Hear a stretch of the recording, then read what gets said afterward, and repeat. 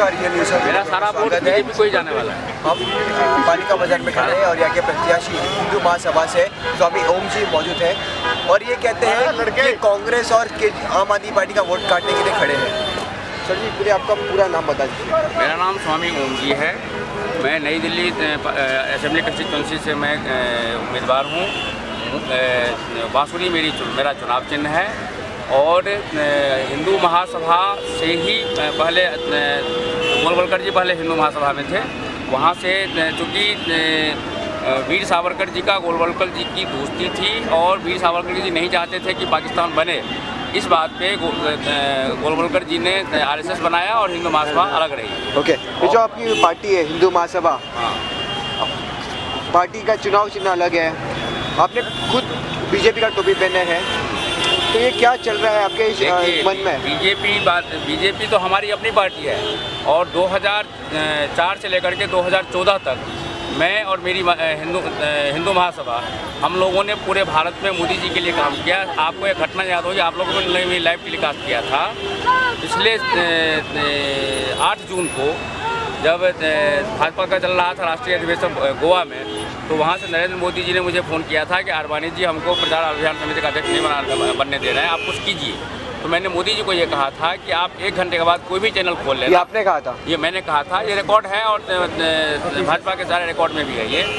और हमने इमीडिएटली, हमारी एक और सेना भी है ओम जी हिंदू सेना के नाम से। ओके, ये जो आप प्रत्याशी हो, हाँ, आप इलेक्शन में खड़े हो, हाँ, आपके वॉलंटियर रहना चाहिए, आपके साथ 10 लोग रहना चाहिए, हमें तो कोई दिखाई नहीं दे रहा है। ऐसा है, आजू बाजू में सब बीजेपी के दिखाई दे रहे हैं। 1 मिनट सुनिए, इलेक्शन का प्रचार का काम टाइम ख़त्म हो चुका है और मेरे एक पार्टी का मैं और ग्लोबल एक्टिंग प्रेसिडेंट हूँ जिसका नाम है ओजस्वी पार्टी।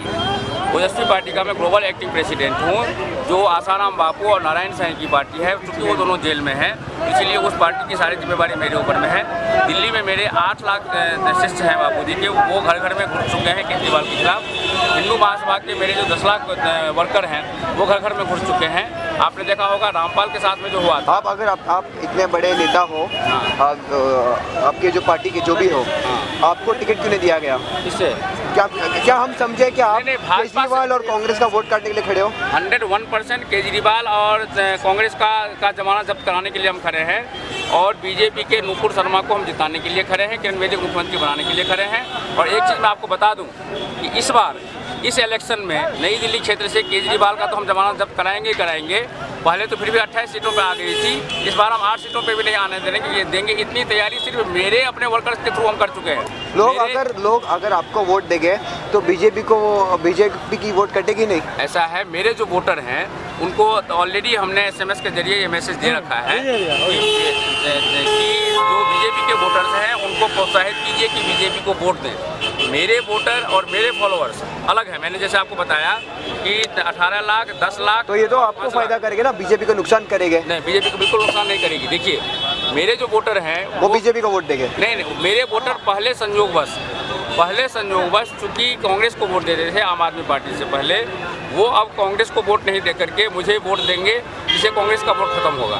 उसके बाद कुछ लोग, क्योंकि कांग्रेस ने बाबूजी को फंसाया था, तो कुछ लोगों ने पिछली बार गलती से केजरीवाल को वोट दे दिया था, जिसकी वजह से 28 सीट आ गई। इस बार स्ट्रिक्टली हमने तो बल के SMS के जरिए हमारे जो 8 लाख बाबूजी के शिष्य हैं उनको SMS के जरिए हमने मैसेज दे दिया है कि एक भी वोट केजरीवाल को और कांग्रेस को नहीं पड़ना चाहिए, सिर्फ बीजेपी को और बांसुरी पर जाना चाहिए। ओके, बीजेपी ने आपको खड़ा किया है, कैंडिडेट खड़ा किया है, कांग्रेस को वोट नहीं जाना चाहिए, आम आदमी पार्टी का वोट जाना नहीं चाहिए। हाँ, बीजेपी ने आपको कितना पैसा दिया है ये इलेक्शन में लड़ने के लिए? देखिए, मैं साधु हूँ, मैं एक नया पैसा आज तक, मैं पहले एक चीज़ मैं बता दूँ, पहले इंदिरा गांधी के घर में जब मैं रहता था, मेरे कजन ब्रदर थे स्वामी जैन ब्रह्मचारी, उन्होंने अरबों रुपये कमाए इंदिरा गांधी से।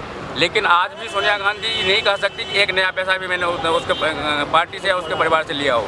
मैं पैसे के लिए नहीं, मैं भारत माता का सच्चा सपूत हूँ और केजरीवाल का विरोध इसीलिए कर रहा हूँ क्योंकि केजरीवाल देशद्रोही है। जैसे कि आपने ये देखा कि हमने किताब लिखी हुई है अरविंद देशद्रोही केजरीवाल, और ये पिछले लोकसभा चुनाव में 1 करोड़ किताब हमने पूरे इंडिया में बांटी, जिसकी वजह से केजरीवाल के हर जगह जमानत जब्त हो चुकी थी। ठीक है, हमने ये सुना कि आपने केजरीवाल को घर पे जाके मारा है। मैंने केजरीवाल को, मैं तारीख बता रहा हूँ, 21 जनवरी को केजरीवाल के घर में घुस करके हमने इसीलिए मारा।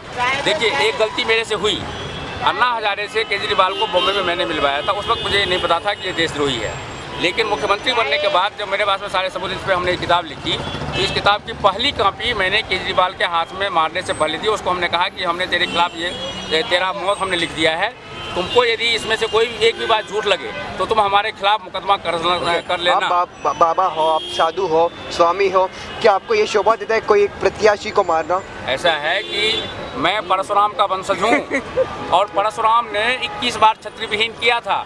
मैं घंटी बजाने वाला साधु नहीं हूँ, मैं देशद्रोहियों को मैं गोली मारता हूँ। समझ गए? तो क्या केजरीवाल ISI और से मिले हुए? एक मिनट हमने महात्मा गांधी को गोली मारी थी। हिंदू महासभा हमारी पार्टी है, नाथूराम गोडसे हमारे पार्टी के थे, और चूंकि महात्मा गांधी ने देश का टुकड़ा किया था इसलिए हमने महात्मा गांधी को भी गोली मार दी। और आगे आने वाले समय में जो भी देश के खिलाफ काम करेगा उसको पहले प्यार से समझाएंगे, जैसे हम केजरीवाल को समझा रहे हैं। नहीं समझ में आएगा उसको भी हम गोली मारेंगे। ओके, हाँ, तो आप देशद्रोही का काम नहीं कर रहे हो? हिंदू महासभा ने मारी थी ना। पागल नहीं है, पागल नहीं है हम, ठीक है। देश के दो टुकड़े नहीं हो सकते।